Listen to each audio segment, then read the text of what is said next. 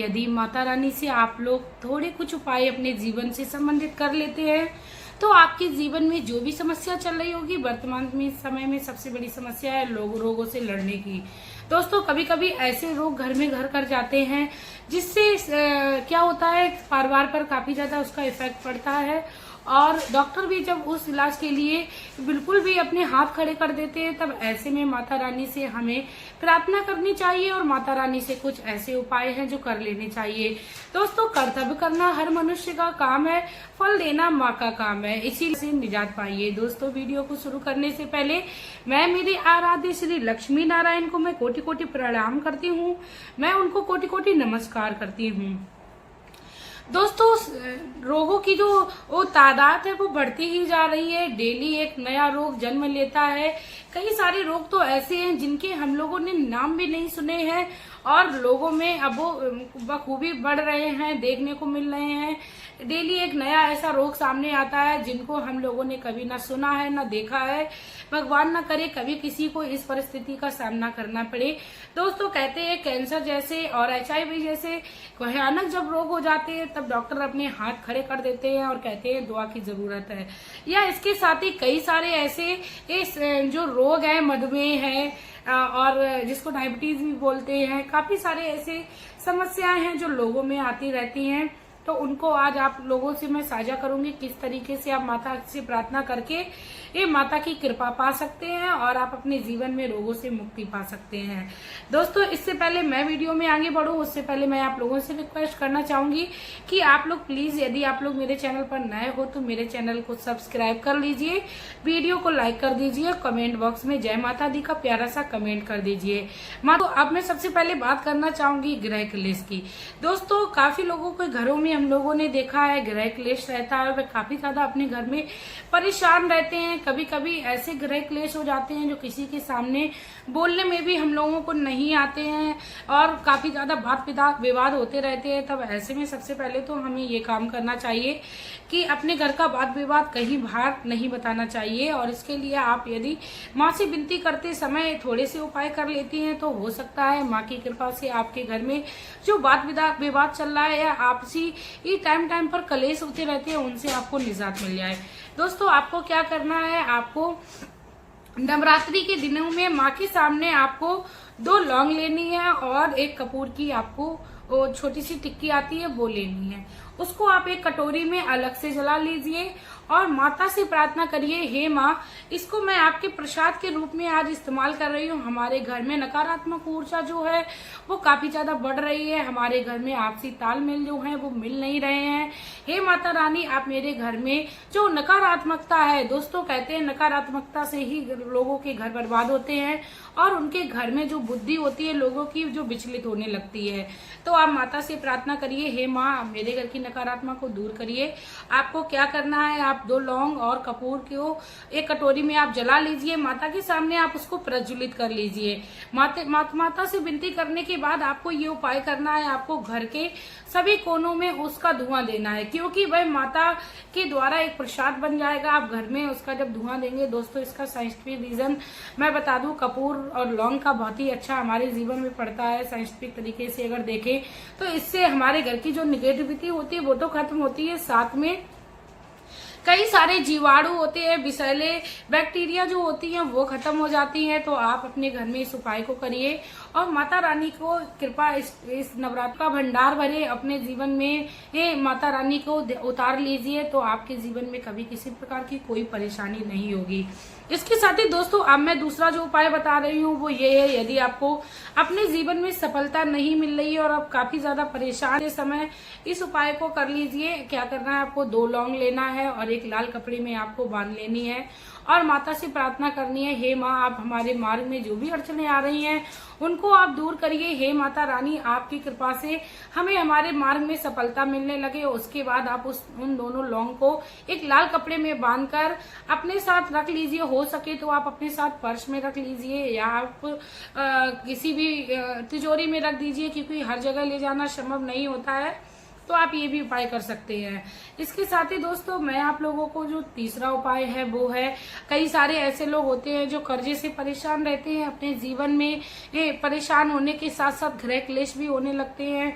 तो उनको ये करना चाहिए, उनको एक कपूर लेना चाहिए।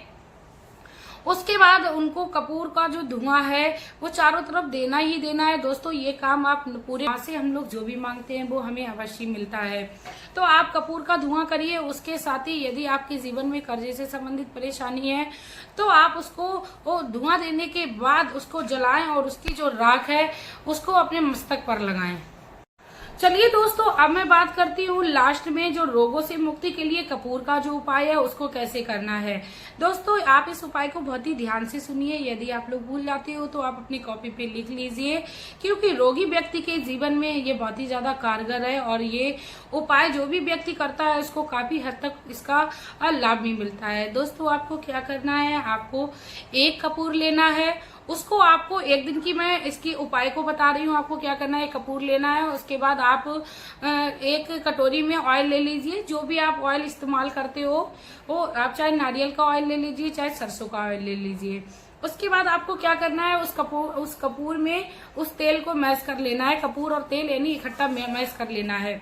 उसके बाद यदि आपको कोई ऐसा रोग है जिससे आपके अंग पर दिख रहा है, आप उस जगह पर लगाइए तो आपको काफी हद तक निजात मिलेगी। इसके साथ ही दोस्तों यदि आपको किसी प्रकार की अंदरूनी कोई दिक्कत है, दर्द रहता है या कोई प्रकार की जैसे कोई कैंसर जैसी कोई समस्या है तो आप उसके ऊपर उसको वो लेप तरीके से लगाइए तो आपको काफी हद तक उसका लाभ मिलेगा।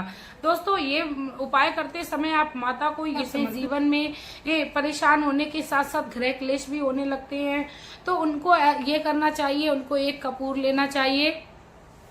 उसके बाद उनको कपूर का जो धुआं है वो चारों तरफ देना ही देना है। दोस्तों ये काम आप हमें अवश्य मिलता है। तो आप कपूर का धुआं करिए। उसके साथ ही यदि आपके जीवन में कर्जे से संबंधित परेशानी है तो आप उसको वो धुआं देने के बाद उसको जलाएं और उसकी जो राख है उसको अपने मस्तक पर लगाएं। चलिए काफी हद तक उसका लाभ मिलेगा।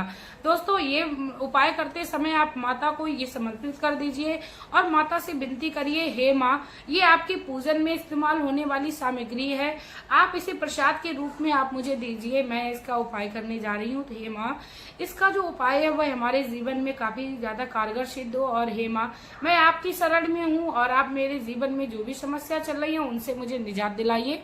इसके साथ ही दोस्तों मैं इसका साइंटिफिक रीजन यदि बता दूं तो उसका कपूर के इस्तेमाल का साइंटिफिक रीजन यही होता है। कपूर जो होता है उससे काफी सारे विषैले पदार्थ खत्म हो जाते हैं। इसके साथ ही दोस्तों जिस भी स्थान पर हम कपूर को लगाते हैं वहां पर यदि कोई बैक्टीरिया होती है तो वह भी खत्म हो जाती है। दोस्तों इसके साथ ही मैं आप लोगों को एक और आसान सा उपाय बता दूं। यदि आपको लगता है कि आपके घर में नकारात्मकता है और आपके घर में काफी ज्यादा क्लेश रहता है, ये सभी के लिए एक उपाय है। तो आपको अपने घर के चारों कोनों में एक एक कपूर की टिक्की रख देनी है, दो कर लीजिए।